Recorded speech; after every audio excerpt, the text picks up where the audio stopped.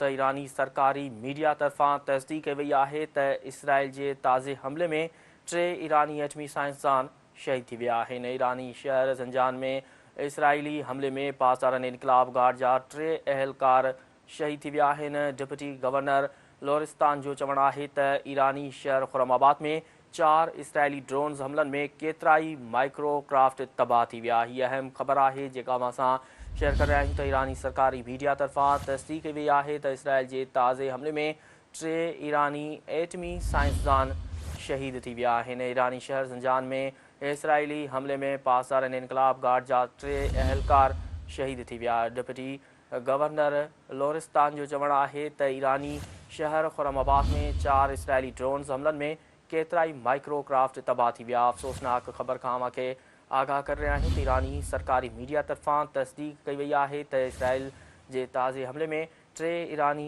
एटमी साइंसदान शहीद थी विया आहिनि। ईरानी शहर ज़ंजान में इसराइली हमले में पाकिस्तान इनकलाब गार्ड जा 3 अहलकार शहीद थी विया। डिप्टी गवर्नर लोरिस्तान जो चवणु आहे त ईरानी शहर खुरमाबाद में 4 इसराइली ड्रोन्स हमलनि में केतिराई माइक्रोक्राफ्ट तबाह थी विया।